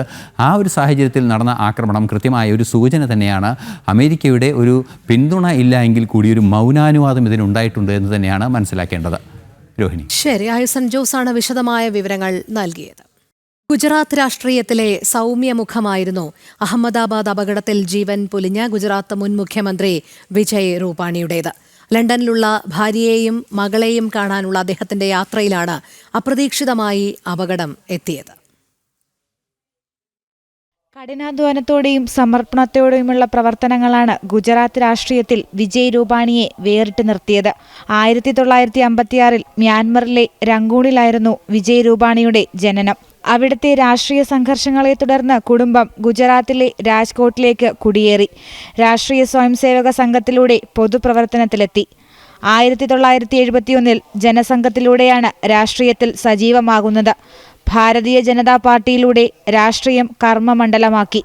1974 നവനിർമ്മാൺ മൂവ്മെന്റിന്റെ ഭാഗമായതിന്റെ പേരിൽ അടിയന്തരാവസ്ഥക്കാലത്ത് 1 വർഷം ജയിൽവാസം അനുഭവിക്കേണ്ടി വന്നു. 1987 രാജ്കോട്ട് മുനിസിപ്പൽ കോർപ്പറേഷൻ കൗൺസിലറായി. 1996 രാജ്കോട്ടിന്റെ മേയറായി. 2006 രാജ്യസഭയിലെത്തി. നരേന്ദ്രമോദി മുഖ്യമന്ത്രിയായിരുന്ന കാലത്ത് ഗുജറാത്ത് മുനിസിപ്പൽ ഫിനാൻസ് ബോർഡ് അംഗമായിരുന്നു. 2014 അന്നത്തെ സ്പീക്കർ വാജ്ഭായ് വാല സ്ഥാനമൊഴിഞ്ഞതിന് പിന്നാലെ ഉപതെരഞ്ഞെടുപ്പിലൂടെയാണ് നിയമസഭയിലെത്തുന്നത്. 2016 BJP സംസ്ഥാന അധ്യക്ഷനായി. അതേ വർഷം ആനന്ദിബെൻ പട്ടേലിന്റെ പിൻഗാമിയായി ഗുജറാത്തിന്റെ 16ാമത് മുഖ്യമന്ത്രിയായി അദ്ദേഹം ചുമതലയേറ്റു. ആനന്ദിബെൻ മന്ത്രിസഭയിൽ ഗതാഗതം, തൊഴിൽ, ജലവിതരണം തുടങ്ങിയ വകുപ്പുകളുടെ ചുമതലയുള്ള മന്ത്രിയുമായിരുന്നു. മുഖ്യമന്ത്രിയായിരിക്കെ സംസ്ഥാനത്ത് കൂടുതൽ നിക്ഷേപങ്ങൾ ആകർഷിക്കാൻ 2020 ഗുജറാത്ത് ഇൻഡസ്ട്രിയൽ പോളിസി അവതരിപ്പിച്ചു. പിന്നാക്കം നിൽക്കുന്നവരെ ഉയർത്തിക്കൊണ്ടുവരാൻ ലക്ഷ്യമിട്ടുള്ള പദ്ധതികളും വിജയ് രൂപാണി ആവിഷ്കരിച്ചിട്ടുണ്ട്. നഗരങ്ങളിൽ അടിസ്ഥാന സൗകര്യ വികസനം ഉറപ്പാക്കുന്നതിലും വിജയ് രൂപാണി ശ്രദ്ധ കേന്ദ്രീകരിച്ചിരുന്നു. രാഷ്ട്രീയത്തിൽ സജീവമായി തുടരുന്നതിനിടയിലാണ് അപ്രതീക്ഷിത വിയോഗം. ന്യൂസ് ഡെസ്ക് ജനം. പശ്ചിമേഷ്യയിലെ സംഘർഷത്തെ തുടർന്ന് എയർ ഇന്ത്യയുടെ 16ഓളം വിമാനങ്ങൾ തിരിച്ചിറക്കുകയും ചിലത് വഴിതിരിച്ചു വിടുകയും ചെയ്തു. മുംബൈയിൽ നിന്ന് ലണ്ടനിലേക്ക് പുറപ്പെട്ട AIC 129 വിമാനമാണ് ആദ്യം തിരികെ വിളിച്ചത്. ന്യൂസ് ഡെസ്കിൽ നിന്നും MK വിനോദ് ചേരുന്നു കൂടുതൽ വിശദാംശങ്ങളുമായി. വിനോദ്, ഈ പശ്ചിമേഷ്യയിലെ സംഘർഷ സാഹചര്യത്തിലാണല്ലോ വ്യോമപാത മാറ്റിക്കൊണ്ടുള്ള ചില തീരുമാനങ്ങൾ എത്തുന്നത്. ഇറാൻ ഇറാഖ് വ്യോമപാതയാണ് മാറ്റുന്നത്. അതനുസരിച്ച് എയർ ഇന്ത്യയുടെ 16ഓളം വിമാനങ്ങൾ തിരിച്ചിറക്കുകയും ചിലത് വഴിതിരിച്ചു വിടുകയും ചെയ്തിട്ടുണ്ട് എന്നാണ് അറിയാൻ കഴിയുന്നത്. എന്താണ് കൂടുതൽ വിശദാംശങ്ങൾ? രോഹിണി സൂചിപ്പിച്ചതുപോലെ തന്നെ പശ്ചിമേഷ്യയിലുണ്ടായ സംഘർഷത്തെ തുടർന്നാണ് എയർ ഇന്ത്യയുടെ 16ഓളം വിമാനങ്ങൾ അത് ചിലത് വഴിതിരിച്ചു വിടുകയും ചിലത് പുറപ്പെടാതെ അതേ വിമാനത്താവളത്തിലേക്ക് തിരിച്ചിറക്കുകയും ചെയ്യുന്ന ഒരു സാഹചര്യം ഉണ്ടായത്. നമുക്കറിയാം, എയർ ഇന്ത്യയെ സംബന്ധിച്ച് ജനങ്ങൾക്കിപ്പോൾ വളരെയധികം ആശങ്കയുണ്ട്. പ്രത്യേകിച്ചും അഹമ്മദാബാദിലുണ്ടായ വലിയ ദുരന്തം, അതേ തുടർന്ന് എയർ ഇന്ത്യയുടെ വിമാനങ്ങൾ വഴിതിരിച്ചു വിടുകയോ അത് പുറപ്പെടുന്ന വിമാനത്താവളത്തിൽ തന്നെ തിരിച്ചിറക്കുകയോ ചെയ്യുമ്പോൾ സ്വാഭാവികമായും ആശങ്ക ഏറുകയാണ്. വളരെ തെറ്റായ വാർത്തകൾ പ്രചരിക്കുകയും ചെയ്യുന്നു. എയർ ഇന്ത്യയുടെ വിമാനങ്ങൾക്കൊക്കെ എന്തൊക്കെയോ സാങ്കേതിക പ്രശ്നങ്ങളുണ്ട്, അതുകൊണ്ടാണ് ഇങ്ങനെയൊക്കെ സംഭവിക്കുന്നത് എന്നുള്ള തരത്തിൽ വ്യാജ വാർത്തകളും പരക്കുന്നുണ്ട്. പക്ഷേ അതല്ല യഥാർത്ഥ സംഭവം എന്ന് പറയുന്നത്. പശ്ചിമേഷ്യയിലുണ്ടായ സംഘർഷം തന്നെയാണ്. ഇറാനിൽ പ്രധാനപ്പെട്ട വ്യോമപാതകളെല്ലാം അടച്ചിരിക്കുന്നു. അതിൻ്റെ പശ്ചാത്തലത്തിലാണ് വളരെ പെട്ടെന്ന് എയർ ഇന്ത്യ ഇന്ന് വിമാന സർവീസുകളൊക്കെ പുനർക്രമീകരിച്ചത്. നേരത്തെ രോഹിണി സൂചിപ്പിച്ചതുപോലെ തന്നെ ആദ്യം തിരിച്ചിറക്കിയ വിമാനം എന്ന് പറയുന്നത് മുംബൈയിൽ നിന്ന് ലണ്ടനിലേക്ക് പുറപ്പെട്ട A129 എന്ന നമ്പർ വിമാനം മുംബൈയിലേക്ക് തന്നെ തിരിച്ചിറക്കുകയായിരുന്നു. ഡൽഹിയിൽ നിന്ന് ടൊറൻഡോയിലേക്ക് പുറപ്പെട്ട A119 വിമാനം ഡൽഹിയിൽ തന്നെ തിരിച്ചിറക്കി. മുംബൈയിൽ നിന്ന് ന്യൂയോർക്കിലേക്ക് പുറപ്പെട്ട A119 എന്ന വിമാനം മുംബൈയിൽ തന്നെ തിരിച്ചിറക്കുന്നു. ഡൽഹിയിൽ നിന്ന് വാഷിംഗ്ടണിലേക്ക് പുറപ്പെട്ട A110 എന്ന വിമാനം ഡൽഹിയിലേക്ക് തന്നെ തിരികെ ഇറക്കുന്നു. അതുപോലെ തന്നെ ന്യൂയോർക്കിൽ നിന്ന് ഡൽഹിയിലേക്ക് പുറപ്പെട്ട A110 വിമാനം ഡൽഹിയിലേക്ക് തന്നെ തിരികെ ഇറക്കുന്നു. അതുപോലെ തന്നെ വഴിതിരിച്ചു വിട്ട ഏതാനും വിമാനങ്ങൾ കൂടിയുണ്ട്. അതുകൂടി പ്രേക്ഷകരുടെ അറിവിലേക്ക് പറയുന്നു. നേരത്തെ പറഞ്ഞതാണ്, വഴിതിരിച്ചു വിട്ട വിമാനങ്ങളുടെ പട്ടികയിലേക്ക് വരുമ്പോൾ പ്രധാനമായും ന്യൂയോർക്കിൽ നിന്ന് ഡൽഹിയിലേക്ക് പുറപ്പെട്ട A110 വിമാനം ഷാർജയിലേക്കാണ് തിരികെ വിട്ടത്. അതുപോലെ തന്നെ ന്യൂയോർക്കിൽ നിന്ന് മുംബൈയിലേക്ക് പുറപ്പെട്ട A116 വിമാനം ജിദ്ദയിലേക്ക് വഴിതിരിച്ചു വിടുന്നു. ലണ്ടനിൽ നിന്ന് ഡൽഹിയിലേക്ക് പുറപ്പെട്ട A12018 എന്ന വിമാനം മുംബൈയിലേക്ക് തിരിച്ചുവിടുന്നു. വാൻകൂറിൽ നിന്ന് ഡൽഹിയിലേക്ക് പുറപ്പെട്ട A118 എന്ന വിമാനം ജിദ്ദയിലേക്ക് വഴിതിരിച്ചു വിടുകയാണ്. ഡൽഹിയിൽ നിന്ന് ന്യൂയോർക്കിലേക്ക് പുറപ്പെട്ട A101 വിമാനം ഫ്രാങ്ക്ഫർട്ടിലേക്കാണ് മാറ്റിവിടുന്നത്. അതേപോലെ തന്നെ ഷിക്കാഗോയിൽ നിന്ന് ഡൽഹിയിലേക്ക് പുറപ്പെട്ട A126 എന്ന വിമാനം ജിദ്ദയിലേക്കും വഴിതിരിച്ചു വിടുന്ന സാഹചര്യം. ലണ്ടനിൽ നിന്ന് ബംഗളൂരിലേക്ക് പുറപ്പെട്ട A132 ഷാർജയിലേക്ക് അത് തിരികെ വിടുന്ന ഒരു സാഹചര്യമുണ്ട്. ലണ്ടനിൽ നിന്ന് ഡൽഹിയിലേക്ക് പുറപ്പെട്ട A12016 വിമാനം വിയന്നയിലേക്ക് മാറ്റിവിടുന്നു. ടൊറൻഡോയിൽ നിന്ന് ഡൽഹിയിലേക്ക് പുറപ്പെട്ട A119 ഫ്രാങ്ക്ഫർട്ടിലേക്ക് മാറ്റിവിടുന്നു. ഈ തരത്തിലാണ് എയർ ഇന്ത്യ ഇപ്പോൾ പുനഃക്രമീകരിച്ചിട്ടുള്ളത്. എയർ ഇന്ത്യയെ സംബന്ധിച്ച് നമ്മൾ നേരത്തെ പറഞ്ഞതാണ്, അഹമ്മദാബാദിലുണ്ടായ വലിയ വിമാന അപകടത്തെ തുടർന്ന് എയർ ഇന്ത്യയിൽ ഉണ്ടായിരിക്കുന്ന ഈ വിമാനത്തിലെ സമയ പുനഃക്രമീകരണം യാത്രക്കാരുടെ ഇടയിലും സാധാരണക്കാരുടെ ഇടയിലും ആശങ്ക ഉണ്ടാക്കിയിട്ടുണ്ട്. പക്ഷേ അതിൻ്റെ യഥാർത്ഥ കാരണമെന്ന് പറയുന്നത് പശ്ചിമേഷ്യയിലുണ്ടായ സംഘർഷ സാധ്യതയാണ്. ഇറാൻ്റെ പ്രധാന വ്യോമപാത അടച്ചതുകൊണ്ടാണ് എയർ ഇന്ത്യക്ക് ഇത്തരത്തിൽ വിമാനങ്ങൾ വഴിതിരിച്ചു വിടുകയോ അല്ലെങ്കിൽ പുറപ്പെട്ട വിമാനത്താവളത്തിൽ തന്നെ തിരികെ ഇറക്കേണ്ടയോ സാഹചര്യം വന്നിരിക്കുന്നത്. രോഹിണി. ശരി, എം കെ വിനോദാണ് വിശദാംശങ്ങൾ നൽകിയത്. ഒരു യാത്രയിൽ ഒപ്പമുണ്ടായിരുന്ന 241 പേരും മരണപ്പെടുന്നു. ഒരാൾ മാത്രം തിരികെ ജീവിതത്തിലേക്ക്. അഹമ്മദാബാദ് വിമാന അപകടത്തിൽ ആ അത്ഭുതം ലോകം കണ്ടത് വിശ്വാസ് കുമാർ രമേശിലൂടെയാണ്. എയർ ഇന്ത്യയുടെ ബോയിംഗ് 787 ഡ്രീം ലൈനർ വിമാനത്തിൽ 11A സീറ്റിലായിരുന്നു ലണ്ടനിലേക്കുള്ള യാത്രയ്ക്കായി വിശ്വാസ് കുമാർ രമേശ് ബുക്ക് ചെയ്തത്. 1:39 വിമാനം ടേക്ക് ഓഫ് ചെയ്തതിന് പിന്നാലെ സെക്കൻഡുകൾക്കകം വലിയ ശബ്ദം കേട്ടതായി രമേശ് പറഞ്ഞു. പിന്നെയെല്ലാം കണ്ണടച്ചു തുറക്കുന്ന വേഗത്തിലായിരുന്നു. മിനിറ്റുകൾക്കുള്ളിൽ വിമാനം കത്തിയമർന്ന് കെട്ടിടത്തിന് മുകളിൽ പതിച്ചു. അതിനിടയിലായിരുന്നു ആ അത്ഭുതം. അപകട വാർത്തയറിഞ്ഞ എല്ലാവർക്കും ഒരുപോലെ അവിശ്വസനീയമായി മാറിയ രക്ഷപ്പെടൽ. ബ്രിട്ടീഷ് പൗരത്വമുള്ള രമേശ് 20 വർഷമായി ലണ്ടനിലാണ്. ഭാര്യയും കുട്ടിയും ലണ്ടനിലാണ്. കുടുംബാംഗങ്ങളെ കാണാനാണ് ഇന്ത്യയിലേക്ക് എത്തിയത്. തിരികെ UK-യിലേക്കുള്ള യാത്രയാണ് ദുരന്തമായി മാറിയത്.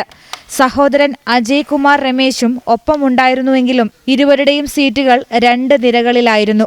അഹമ്മദാബാദ് സിവിൽ ആശുപത്രിയിലെ ജനറൽ വാർഡിൽ പരിക്കുകളോടെ കഴിയുമ്പോൾ രമേശിനും സംഭവിച്ചത് പൂർണ്ണമായി വിശ്വസിക്കാൻ കഴിയുന്നില്ല. തകർന്ന വിമാനത്തിന്റെ അവശിഷ്ടങ്ങളും മൃതശരീരങ്ങളുമായിരുന്നു എഴുന്നേറ്റപ്പോൾ ചുറ്റും കണ്ടത്. ഭയന്നു പോയെന്ന് രമേശ് പറഞ്ഞു. നിലവിളിച്ചുകൊണ്ടോടി. ഓടിയെത്തിയ ആരൊക്കെയോ ചേർന്ന് ആംബുലൻസിൽ കയറ്റി. അങ്ങനെയാണ് ആശുപത്രിയിലെത്തിയത്.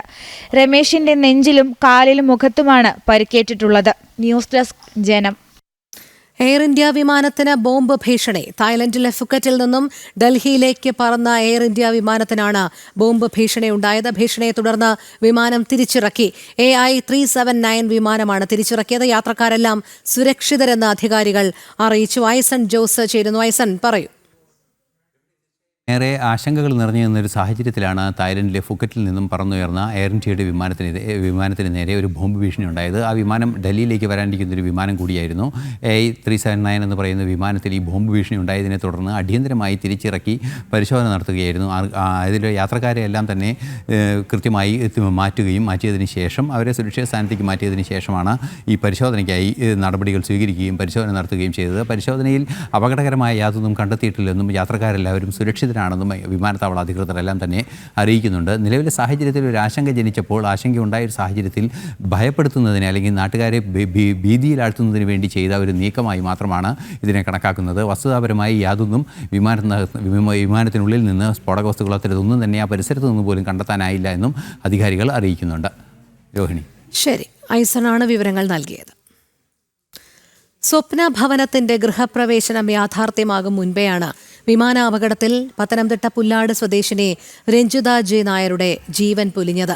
തന്റെ കുഞ്ഞുങ്ങളെയും പ്രായമായ അമ്മയെയും പുതിയ വീട്ടിലേക്ക് മാറ്റിപ്പാർപ്പിക്കുന്നതിനുള്ള ഒരുക്കത്തിലായിരുന്നു രഞ്ജിത. പുതിയ വീടിന്റെ ഗൃഹപ്രവേശനത്തിന് ദിവസങ്ങൾ മാത്രം ശേഷിക്കെയാണ് ദാരുണാപകട വിവരം ഉറ്റവരെ തേടിയെത്തിയത്.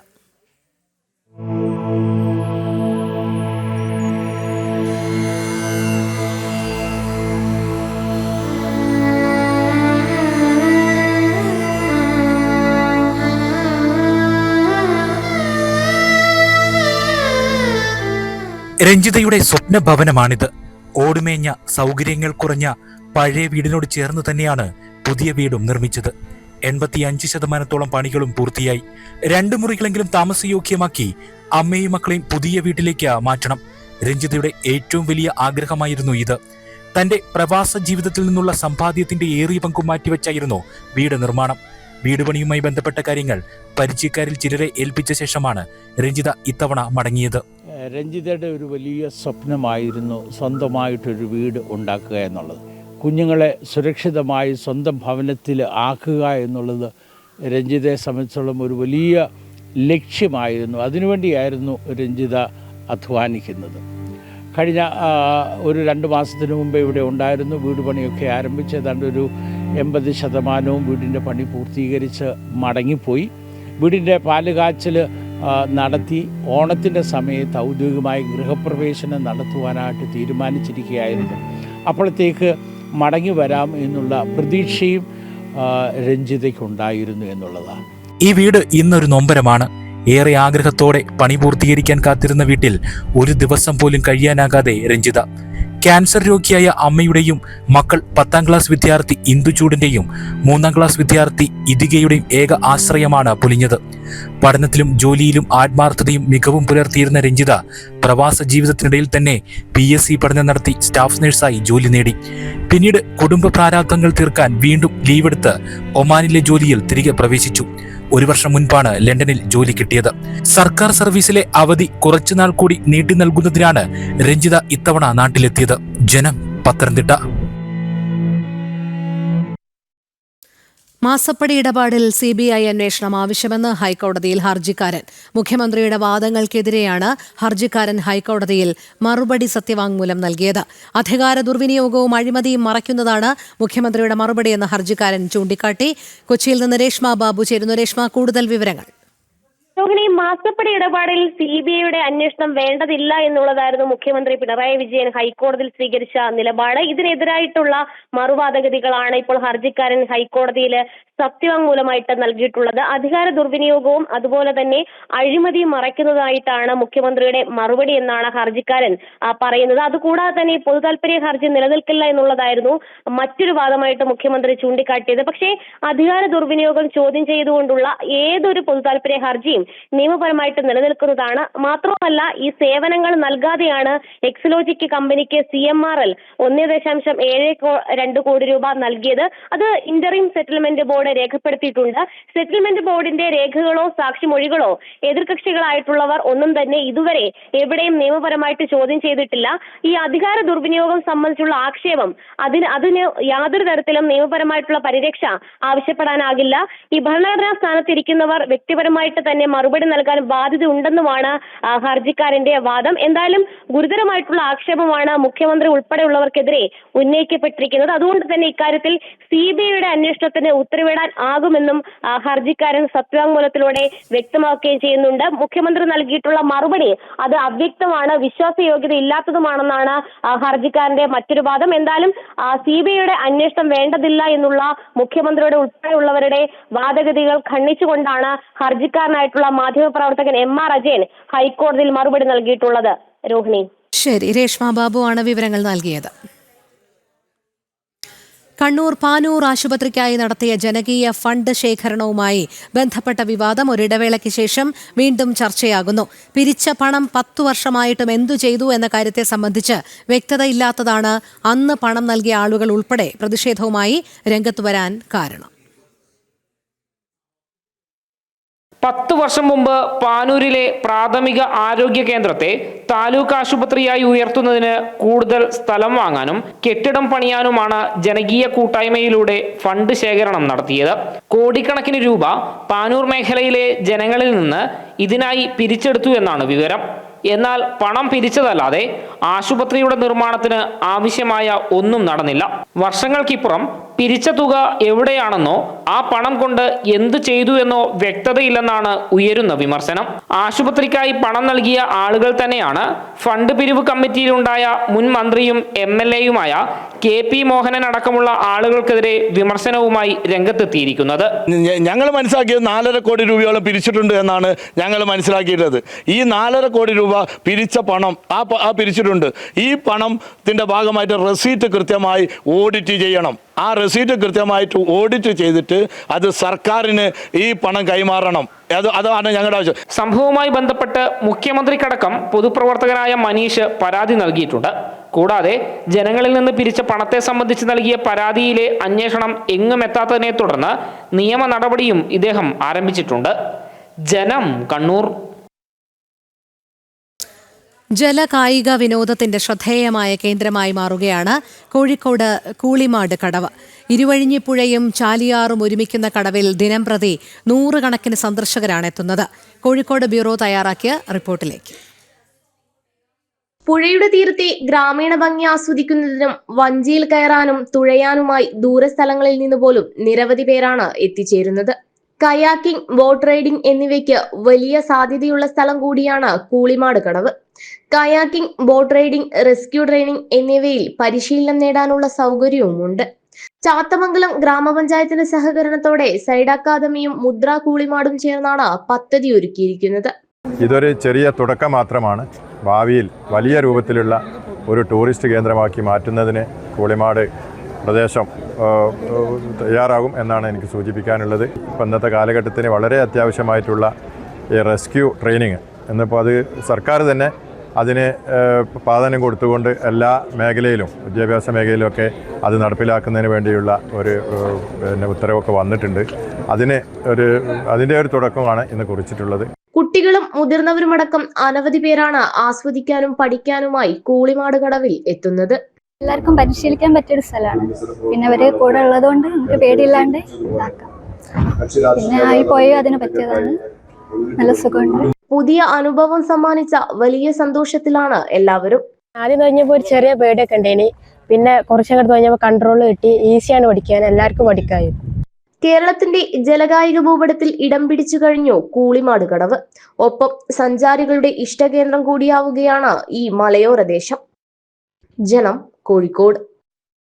കൊച്ചി തീരത്തെ കപ്പൽ അപകടം എണ്ണച്ചോർച്ച നീക്കുന്നതിനായി കേന്ദ്ര ഷിപ്പിംഗ് മന്ത്രാലയം കപ്പൽ കമ്പനിക്ക് നൽകിയ കാലാവധി ഇന്ന് അർദ്ധരാത്രിയോടുകൂടി അവസാനിക്കും. അടിയന്തരമായി എണ്ണച്ചോർച്ച പരിഹരിച്ചില്ലെങ്കിൽ കർശനമായ നിയമ നടപടികളിലേക്ക് കടക്കാനാണ് ഷിപ്പിംഗ് മന്ത്രാലയം മുന്നറിയിപ്പ് നൽകിയിട്ടുള്ളത്. അഴീക്കൽ കപ്പൽ അപകടത്തിലും കർശനമായ നടപടികളിലേക്ക് കടക്കാൻ കേന്ദ്ര ഷിപ്പിംഗ് മന്ത്രാലയം തയ്യാറെടുക്കുന്നു. അതേസമയം നഷ്ടപരിഹാര തുക കണ്ടെത്താനുള്ള തത്രപ്പാടിലാണ് സംസ്ഥാന സർക്കാർ. കൊച്ചി തീരത്ത് MSC എൽസ 3 കപ്പൽ അപകടത്തിൽപ്പെട്ട സംഭവത്തിൽ കപ്പൽ കമ്പനിക്ക് എണ്ണച്ചോർച്ച നീക്കം ചെയ്യാനായി നൽകിയിരിക്കുന്ന സമയത്തിന്റെ കാലാവധി ഇന്ന് അർദ്ധരാത്രിയോടുകൂടി അവസാനിക്കും. കേന്ദ്ര ഷിപ്പിംഗ് മന്ത്രാലയം നിഷ്കർഷിച്ചിരിക്കുന്ന 48 മണിക്കൂറിനുള്ളിൽ എണ്ണ നീക്കം ചെയ്തില്ലെങ്കിൽ കേന്ദ്രം നിയമ നടപടികളിലേക്ക് കടക്കും. കപ്പൽ കമ്പനിയുടെ ഭാഗത്തു നിന്നും ഗുരുതരമായ വീഴ്ച സംഭവിച്ചതായി ചൂണ്ടിക്കാട്ടി കേന്ദ്രം കപ്പൽ കമ്പനിക്ക് കത്തയച്ചിരുന്നു. കപ്പൽ അപകടപ്പെട്ടതിന് പിന്നാലെ അവശിഷ്ടങ്ങൾ മാറ്റുന്ന നടപടികളിൽ കപ്പൽ കമ്പനിക്ക് ഗുരുതരമായ വീഴ്ച പറ്റിയെന്നാണ് കത്തിൽ പറയുന്നത്. ഇന്ത്യൻ തീരത്തെയും സമുദ്ര ആവാസ വ്യവസ്ഥയെയും കപ്പൽ അപകടം കടുത്ത ആഘാതത്തിലാക്കി. മത്സ്യത്തൊഴിലാളികൾക്ക് ജോലി നഷ്ടമായി. കപ്പലിന്റെ സാൽവേജ് നടപടിക്രമങ്ങൾ മെയ് 30 വരെ കമ്പനി വൈകിപ്പിച്ചെന്നും കണ്ടെത്തി. കപ്പൽ അപകടം സംഭവിച്ചപ്പോൾ തുടക്കത്തിലുണ്ടായ കാലതാമസം വലിയ തിരിച്ചടിയുണ്ടാക്കി. മറിഞ്ഞ കപ്പലിലെ എണ്ണച്ചോർച്ച നീക്കുന്നത് ഇനിയും തുടങ്ങിയിട്ടില്ല. അഴീക്കൽ തീരത്ത് തീപിടിച്ച സിംഗപ്പൂർ കപ്പൽ കമ്പനിക്കെതിരെയും കർശന തീരുമാനങ്ങൾ എടുക്കാനാണ് കേന്ദ്ര ഷിപ്പിംഗ് മന്ത്രാലയത്തിന്റെ തീരുമാനം. വൺ ഹൈലൻഡ്സ് ഷിപ്പിംഗ് കമ്പനിക്കും മുന്നറിയിപ്പ് നൽകിയിട്ടുണ്ട്. മതിയായ ഉപകരണങ്ങളും സംവിധാനങ്ങളും ഉടൻ എത്തിക്കണം. സാൽവേജ് നടപടിക്രമങ്ങൾ വൈകിപ്പിച്ചാൽ ക്രിമിനൽ നടപടിയെന്ന് ഷിപ്പിംഗ് മന്ത്രാലയം ഓർമ്മിപ്പിച്ചിട്ടുണ്ട്. ഷിപ്പിംഗ് കമ്പനി ഗുരുതര വീഴ്ച വരുത്തി. തീ അണയ്ക്കാനോ കപ്പലിനെ നിയന്ത്രിക്കാനോ മതിയായ സംവിധാനങ്ങൾ എത്തിച്ചില്ല. തീരത്തിന് ദോഷമാകുന്ന രീതിയിലുള്ള അപകടങ്ങളിൽ കർശന നടപടിയുമായി മുന്നോട്ടു പോകാനാണ് കേന്ദ്ര തീരുമാനം. ജനം, തിരുവനന്തപുരം. അറബിക്കടലിൽ മുങ്ങിയ MSC എൽസ 3 എണ്ണച്ചോർച്ച അടയ്ക്കാനുള്ള ദൗത്യം 2ാം ഘട്ടത്തിലേക്ക്. ആഴക്കടലിലെ ദൗത്യ സംഘത്തിന്റെ എണ്ണം ഇരട്ടിയായി വർദ്ധിപ്പിച്ചിട്ടുണ്ട്. എണ്ണച്ചോർച്ച അടയ്ക്കുന്നതിനുള്ള നടപടികളിൽ ഗുരുതര വീഴ്ച ചൂണ്ടിക്കാട്ടി കേന്ദ്ര ഷിപ്പിംഗ് മന്ത്രാലയം കടുത്ത നടപടിക്കൊരുങ്ങുമ്പോഴാണ് കപ്പൽ കമ്പനി ദൗത്യത്തിന്റെ വേഗത വർദ്ധിപ്പിച്ചത്. കൊച്ചി തീരത്തിനടുത്ത് അപകടത്തിൽപ്പെട്ട കണ്ടെയ്നർ കാർഗോ കപ്പലിലെ എണ്ണച്ചോർച്ച തടയാൻ അതിവേഗ നടപടികളിലേക്ക് കടക്കുന്നതിൽ കപ്പൽ കമ്പനിക്ക് വീഴ്ച വന്നിരുന്നു. തീപിടിക്കാനും പൊട്ടിത്തെറിക്കാൻ സാധ്യതയുള്ള വസ്തുക്കൾ കണ്ടെയ്നറുകളിൽ ഉണ്ടായിരുന്നിട്ടും കപ്പൽ കമ്പനി വേണ്ട ജാഗ്രത പുലർത്തിയിരുന്നില്ല. തുടർന്ന് MSC എൽസയ്ക്കെതിരെ കേന്ദ്ര ഷിപ്പിംഗ് മന്ത്രാലയവും കടുത്ത നടപടികളിലേക്ക് നീങ്ങുന്നതിനിടെയാണ് എണ്ണച്ചോർച്ച അടയ്ക്കുന്നതിനുള്ള ദൗത്യത്തിന് വേഗത വർദ്ധിപ്പിച്ചത്. കഴിഞ്ഞ ദിവസം ആഴക്കടലിലെത്തിയ കപ്പൽ കമ്പനി ചുമതലപ്പെടുത്തിയ ദൗത്യസംഘം 50 മീറ്റർ താഴ്ചയിലുള്ള കപ്പലിലെത്തി മറ്റു തടസ്സങ്ങൾ നീക്കിയിരുന്നു. കണ്ടെത്തിയ ചെറിയ എണ്ണച്ചോർച്ചകളെല്ലാം അടച്ച ശേഷമാണ് 2ാം ഘട്ട ദൗത്യത്തിലേക്ക് കടക്കുന്നത്. Main engine ലൂബോയിൽ ടാങ്കുകളിലൊന്നിലും എണ്ണച്ചോർച്ചയുണ്ട്. 24 പേരെ ഉൾപ്പെടുത്തിയാണ് 2ാം ഘട്ട ദൗത്യം. കപ്പലിന്റെ മുകൾ തട്ടിലെ ഡൈവ് സ്റ്റേഷനുകളിൽ നിന്ന് ലഭിക്കുന്ന നിർദ്ദേശാനുസരണമാണ് പ്രവർത്തനം. നടപടികൾ വൈകിച്ചാൽ ക്രിമിനൽ കേസെടുക്കുമെന്നാണ് DG ഷിപ്പിംഗ് കമ്പനിക്ക് നൽകിയിട്ടുള്ള മുന്നറിയിപ്പ്. 48 മണിക്കൂറിനകം നടപടി സ്വീകരിക്കാനായിരുന്നു അന്ത്യശാസനം. കപ്പൽ കമ്പനിയെ 1ാം പ്രതിയാക്കി കൊച്ചി കോസ്റ്റൽ പോലീസും കേസെടുത്തിരുന്നു. ജനം, കൊച്ചി. കേന്ദ്ര വ്യോമയാന മന്ത്രി റാം മോഹൻ നായിഡു രഞ്ജിതയുടെ കുടുംബവുമായി സംസാരിച്ചുവെന്ന് ആന്റോ ആന്റണി MP. ഗുജറാത്തിലെത്തുന്ന രഞ്ജിതയുടെ കുടുംബത്തിന് എല്ലാ സൗകര്യവും ഉറപ്പുവരുത്തുമെന്ന് മന്ത്രി അറിയിച്ചു. തിരിച്ചറിയാനാകും വിധമാണോ മൃതദേഹമെന്ന് അറിവായിട്ടില്ലെന്നും അദ്ദേഹം പറഞ്ഞു. മിഥുൻ മുരളി ചേരുന്നു. മിഥുൻ, ഔദ്യോഗികമായുള്ള ചില വിശദീകരണങ്ങളിലേക്കാണ് ഇതുമായി ബന്ധപ്പെട്ട് പോകുന്നത്. എന്തായാലും കേന്ദ്ര വ്യോമയാന മന്ത്രി റാം മോഹൻ നായിഡുവാണ് രഞ്ജിതയുടെ കുടുംബവുമായി സംസാരിച്ചതായി അറിയാൻ കഴിയുന്നത്. ആന്റോ ആന്റണി MP ഇത് വ്യക്തമാക്കുന്നുണ്ട്. എന്തെല്ലാം കാര്യങ്ങളാണ് സംസാരിച്ചത്?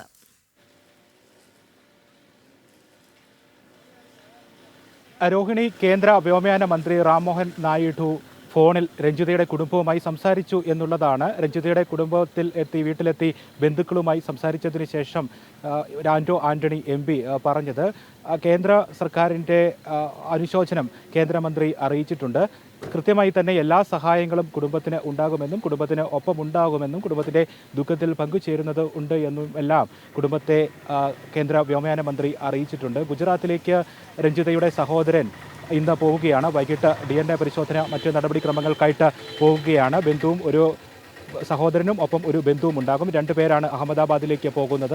അഹമ്മദാബാദിൽ രഞ്ജിതയുടെ കുടുംബം എത്തുമ്പോൾ വേണ്ട എല്ലാ സഹായങ്ങളും ഉറപ്പാക്കുമെന്ന് കേന്ദ്ര വ്യോമയാന മന്ത്രി രഞ്ജിതയുടെ സഹോദരനോട് ഫോണിൽ പറഞ്ഞിട്ടുണ്ട്. അവിടെ എത്തുമ്പോൾ ആവശ്യമായിട്ടുള്ള എല്ലാ നടപടിക്രമങ്ങൾ, മൃതദേഹം നാട്ടിലേക്ക് എത്തിക്കുന്നതിനാവശ്യമായിട്ടുള്ള നടപടിക്രമങ്ങൾ, മറ്റ് എല്ലാ സഹായങ്ങളും ഉണ്ടാകുമെന്ന് വ്യോമയാന മന്ത്രി രഞ്ജിതയുടെ സഹോദരനോട് ഫോണിൽ സംസാരിച്ചു. ഒപ്പം രഞ്ജിതയുടെ മാതാവുമായിട്ടും കേന്ദ്ര വ്യോമയാന മന്ത്രി ഫോണിൽ സംസാരിച്ചു എന്ന് ആന്റോ ആന്റണി MP പറഞ്ഞു.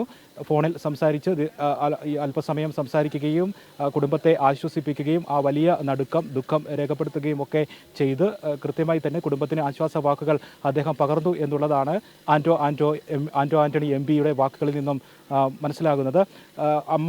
രഞ്ജിതയുടെ അമ്മയ്ക്ക് ഭാഷാ സംബന്ധമായിട്ടുള്ള കാര്യങ്ങളിൽ പ്രശ്നമുള്ളതുകൊണ്ട് ട്രാൻസ്ലേറ്ററെ കൃത്യമായി തർജിമ സഹായത്തോടു കൂടിയാണ് കേന്ദ്ര വ്യോമയാന മന്ത്രി റാം മോഹൻ നായിഡുവുമായിട്ട് ഫോണിൽ സംസാരിക്കാനായത്. ഒപ്പം തന്നെ സഹോദരനായിട്ട് അല്പസമയം ഫോണിൽ സംസാരിച്ച് കുടുംബത്തിൻ്റെ ആശങ്കകൾ, മറ്റു കാര്യങ്ങൾ, ആ കുടുംബത്തിന് ആശ്വാസ വാക്കുകൾ എല്ലാം അദ്ദേഹം പകർന്നു എന്നും ആന്റോ ആന്റണി MP പറഞ്ഞു. എല്ലാ തരത്തിലുള്ള സർക്കാർ തലത്തിലുള്ള എല്ലാ സഹായങ്ങളുമായി കേന്ദ്ര സർക്കാർ ഒപ്പമുണ്ട് എന്ന് അറിയിച്ചു എന്നുള്ളതാണ് ആന്റോ ആന്റണിയുടെ MPയുടെ വാക്കുകളിൽ നിന്നും മനസ്സിലാക്കുന്നത്. ഒപ്പം സംസ്ഥാന സർക്കാരിൻ്റെ തലത്തിലുള്ള എല്ലാ ഏകോപന പ്രവർത്തനങ്ങൾ, മറ്റ് ഇടപെടലുകൾ, മൃതദേഹം നാട്ടിലേക്ക് എത്തിക്കുന്നതിനുള്ള മറ്റ് ക്രമീകരണങ്ങൾ, ഇക്കാര്യങ്ങളെല്ലാം വേഗത്തിലാക്കുമെന്നും ത്വരഗതിയിലാക്കുമെന്നും മന്ത്രി ഉറപ്പു നൽകിയിട്ടുണ്ടെന്നും ആന്റോ ആന്റണി MPയുടെ പ്രതികരണത്തിൽ നിന്നും വ്യക്തമാകുന്നുണ്ട്. വിവിധ രാഷ്ട്രീയ സാമൂഹ്യ മണ്ഡലങ്ങളിലെ മേഖലകളിലെ വിവിധ നേതാക്കളെല്ലാം, ആളുകളെല്ലാം, വ്യക്തിത്വങ്ങളെല്ലാം ഇപ്പോൾ രഞ്ജിതയുടെ പുല്ലാട്ടിലെ വീട്ടിലേക്ക് എത്തി കുടുംബത്തെ ആശ്വസിപ്പിക്കുകയാണ്. ഇന്നലെയും ഇന്നുമായി ധാരാളം ആളുകൾ, പ്രമുഖ വ്യക്തിത്വങ്ങളെല്ലാം വീട്ടിലേക്ക് എത്തുന്നുണ്ട്. ഇന്നലെ തന്നെ സംഭവം നടന്ന തൊട്ട് പിന്നാലെ തന്നെ മണിക്കൂറുകൾക്കുള്ളിൽ തന്നെ കേന്ദ്രമന്ത്രി സുരേഷ് ഗോപി രഞ്ജിതയുടെ വീട്ടിലേക്ക് എത്തിയിരുന്നു. അരമണിക്കൂറിലധികം കുടുംബാംഗങ്ങളുമായി സംസാരിച്ചു, കുഞ്ഞുങ്ങളെ ആശ്വസിപ്പിച്ചു. രഞ്ജിതയുടെ 2 കുട്ടികൾ, ഇന്ദുചൂടനും 3 ക്ലാസ്സിൽ പഠിക്കുന്ന ഇതികയും, 2 കുട്ടികളും ഇന്നലെ വളരെ വൈഷമ്യത്തിലായിരുന്ന ദുഃഖകരമായ സാഹചര്യത്തിൽ കൂടിയായിരുന്നു കടന്നു പോകുന്നത്. അവരെ 2 പേരെയും ചേർത്ത് നിർത്തിക്കൊണ്ട് സംഭവം അറിഞ്ഞ് തൊട്ട് പിന്നാലെ തന്നെ വീട്ടിലേക്ക് എത്തിയ കേന്ദ്രമന്ത്രി സുരേഷ് ഗോപി കുടുംബത്തിന് ആശ്വാസ വാക്കുകൾ പകർന്നു. രഞ്ജിതയുടെ അമ്മയുമായും സഹോദരനുമായും ഒക്കെ സംസാരിച്ച ശേഷം എല്ലാ തരത്തിലുള്ള സഹായങ്ങളും ഉറപ്പു നൽകിയതിന് ശേഷമാണ് കേന്ദ്രമന്ത്രി സുരേഷ് ഗോപി ഇന്നലെ രാത്രി ഇവിടെ നിന്നും മടങ്ങിയത്. അതിന് അടുത്ത ദിവസമാണ്, മണിക്കൂറുകൾ പിന്നിടുമ്പോൾ ഓരോ വ്യക്തിത്വങ്ങൾ, പ്രമുഖ രാഷ്ട്രീയ സാമൂഹ്യ മണ്ഡലങ്ങളിലെ ആളുകളെല്ലാം ആശ്വാസവാക്കുകളുമായി ഇവിടേക്ക് എത്തുന്നു. രാവിലെ മന്ത്രി വീണ ജോർജ് വീട്ടിലെത്തി കുടുംബാംഗങ്ങളെ സന്ദർശിച്ചിരുന്നു. ദീർഘനേരം സന്ദർശിച്ചതിന് ശേഷം അവർ പറഞ്ഞത്, കളക്ടർ മുഖേന അവിടെ നിയമിക്കപ്പെട്ടിരിക്കുന്ന, ഈ ദുരന്തവുമായി നിയമപ്പെട്ടിരിക്കുന്ന സ്പെഷ്യൽ ഓഫീസറെ നിരന്തരം ആശയവിനിമയം നടത്തുന്നുണ്ടെന്നും ഈ വീട്ടിൽ നിന്നും കുടുംബാംഗം, ബന്ധു, രഞ്ജിതയുടെ സഹോദരൻ അവിടേക്ക് പോകുമ്പോൾ ആവശ്യമായിട്ടുള്ള സഹായങ്ങളെല്ലാം കൃത്യമായി തന്നെ ക്രമീകരിച്ചിട്ടുണ്ടെന്നും മന്ത്രി വീണ ജോർജും ഇവിടെ സന്ദർശനം നടത്തിയതിനു ശേഷം പ്രതികരിച്ചു. അതിന് തൊട്ട് പിന്നാലെയാണ് ആന്റോ ആന്റണി MP വീട്ടിൽ സന്ദർശനം നടത്തിയത്. ആ സമയത്താണ് കേന്ദ്ര വ്യോമയാന മന്ത്രിയുമായിട്ട് ആശയവിനിമയം കുടുംബാംഗങ്ങൾക്ക് നടത്താൻ സാധിക്കുകയും അദ്ദേഹത്തിൻ്റെ കരുതൽ, അദ്ദേഹത്തിൻ്റെ ആശ്വാസ വാക്കുകൾക്ക് കുടുംബത്തിന് ലഭിക്കുകയും ചെയ്തത്. ഇന്ന് വൈകിട്ടോടു കൂടിയാണ് രഞ്ജിതയുടെ ഇളയ സഹോദരൻ അഹമ്മദാബാദിലേക്ക് പോകുന്നത്. കൂട്ടത്തിൽ ഒരു ബന്ധുവും ഉണ്ടാകും. രണ്ടുപേരും അവിടെ എത്തും. 72 മണിക്കൂറോളം സമയം വേണം DNA പരിശോധനാ ഫലം ലഭിക്കാൻ. സഹോദരൻ്റെ DNA സാമ്പിൾ ശേഖരിച്ചതിന് ശേഷം രഞ്ജിതയുടെ മൃതദേഹത്തിൽ നിന്നുള്ള DNA സാമ്പിളുമായി പരിശോധിച്ച് 72 മണിക്കൂറിന് ശേഷം പരിശോധനാ ഫലം ലഭിച്ചതിന് ശേഷം കൃത്യമായി തന്നെ ത്വരഗതിയിൽ തന്നെ മൃതദേഹം വീട്ടിലെത്തിക്കുന്നതിനും മറ്റു നടപടിക്രമങ്ങൾക്കുമെല്ലാം ത്വരഗതിയിൽ തന്നെ നടപ്പാക്കുമെന്നാണ് എല്ലാ പ്രമുഖരായിട്ടുള്ള രാഷ്ട്രീയ സാമൂഹ്യ മേഖലകളിൽ നിന്നെത്തിയിരിക്കുന്ന ആളുകളെല്ലാം വ്യക്തമാക്കുകയും ചെയ്യുന്നത്. ഇപ്പോഴും നാടിൻ്റെ നാനാഭാഗങ്ങളിൽ നിന്നുള്ള ആളുകൾ രഞ്ജിതയുടെ വീട്ടിലേക്ക് എത്തുന്നു. അതിലെ ഏറ്റവും ഹൃദയഭേദകമായ കാര്യം ഈ രഞ്ജിതയുടെ വീട്ടിലുള്ള 10ാം ക്ലാസ്സിൽ പഠിക്കുന്ന മകൻ ഇന്ദുചൂടനെയും 3ാം ക്ലാസ്സിൽ പഠിക്കുന്ന ഇതികയും മകളെയും ആ പ്രായമായ അമ്മയും ഒക്കെ എങ്ങനെ ആശ്വസിപ്പിക്കും എന്നുള്ളതാണ്. നിസ്സഹായരാണ് ഇവിടെ എത്തുന്ന എല്ലാവരും. കണ്ണീരണിഞ്ഞാണ് ഈ വീട് ഇപ്പോഴുള്ളത്.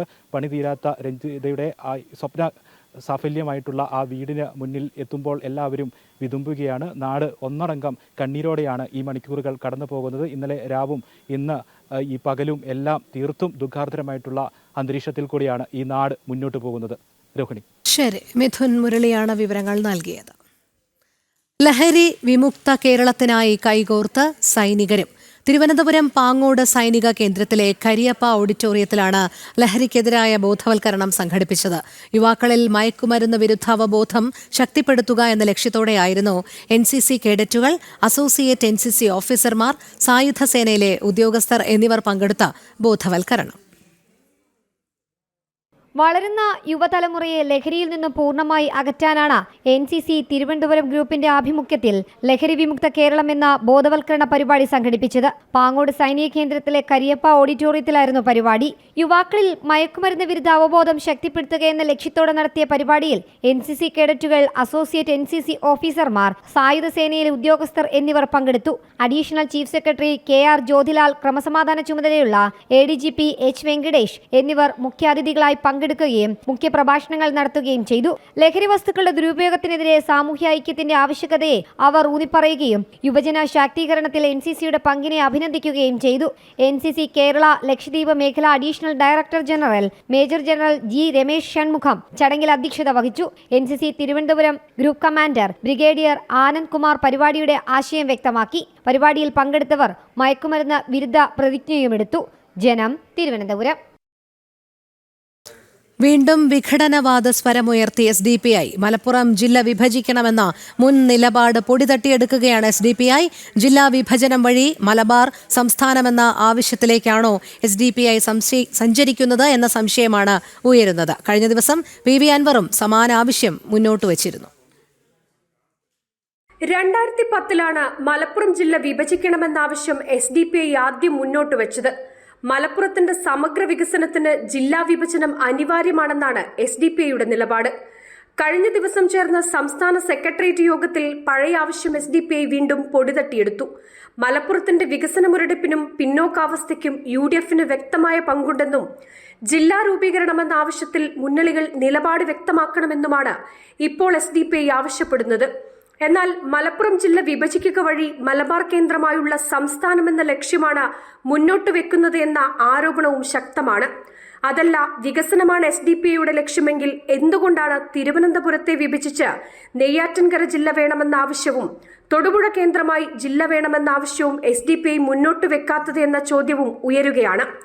കഴിഞ്ഞ ദിവസം നിലമ്പൂർ നിയോജക മണ്ഡലം സ്വതന്ത്ര സ്ഥാനാർത്ഥി PV അൻവറും മലപ്പുറം ജില്ല വിഭജിക്കണമെന്ന ആവശ്യം മുന്നോട്ട് വച്ചിരുന്നു. വിഘടനവാദ രാഷ്ട്രീയമുയർത്തി തിരഞ്ഞെടുപ്പിൽ നേട്ടമുണ്ടാക്കാനുള്ള ആയുധമായും SDPIയും PV അൻവറും ഉപയോഗിക്കുന്നുണ്ടെന്ന ആരോപണവും ഉണ്ട്. ജനം, കോഴിക്കോട്.